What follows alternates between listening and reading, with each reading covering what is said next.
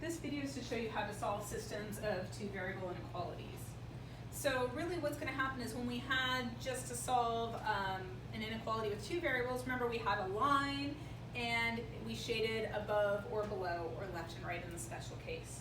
So what we're going to have here is we're going to have two lines, or a line and another graph, and the idea is going to split into multiple regions, and we're going to have to kind of follow the direction to find out how many regions are true. So let's do a simple one to start. So we are going to start with y is greater than negative x plus 2, and y is less than or equal to 2x minus 1. Let's answer the 4 questions for each one, and then we'll graph it and show our solutions. So for the first one, our 4 questions are, what is the slope? What is the y-intercept? Is it solid or dotted? Remember, it's dotted because there is no equal to. And above or below, since this is a greater than symbol, we would shade above. Here, the slope is 2. Remember, that's the same as 2 over 1, and this is negative 1 over 1 if you need that. The y-intercept is at 0, negative 1. In this case, since there's a line underneath, it's a solid line, and it's a less than, so it's a below graph. So when I go to graph this, I'm going to go ahead and do it over here and quickly make my axes. And if I want to graph that very first line, you know I love to use colors. So let's graph this one. I'll call it A in orange. So I'm going to start at 2, and I'm going to go down 1, down 1, down 1, down 1, down 1, down 1.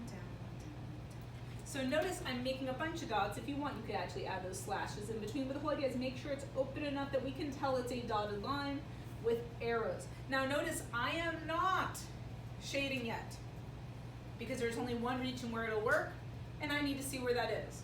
So I'm just going to maybe even write a note to myself to remind myself this is above, and I'll use that later. For the second one, it says I start at negative 1 and I do a slope of 2, up 2 over 1, up 2 over 1, up 2 over 1. Again, I can repeat that in the other direction. This time I'm going to use my ruler because it's a solid line, so I connect everything. Sorry, by the way. And we're going to remember that this is shaded below. So when I look at the combination, where is it above and below? So it has to be above the orange line, which would be these two regions. It has to be below the blue line, which would be these two regions. So the only place that would be true for both would be here. And so that's what I shade. Again, any point I pick in there, any point should be true. Well, what if it's a different kind of case? So what if I ended up, let's use one of the ones we already had. So I'm going to, again, use y is greater than negative x plus 2, but let's practice our exponentials. Ooh, how fun. What if I also had that y must be greater than or equal to 2 to the x? Here, I'm going to answer my 4 questions. I still know I have my slope of negative 1, my y-intercept of 0, 2. It's dotted, and it's above. Here, I can't answer about slope. I could answer about the y-intercept for sure. You guys should recognize that the y-intercept is 0, 1. We'll talk about graphing the points later. I know that it is solid and that it needs to be above. So when I go to graph this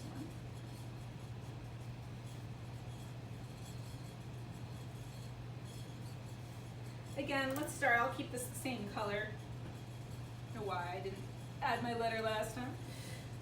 And again, I have this dotted line.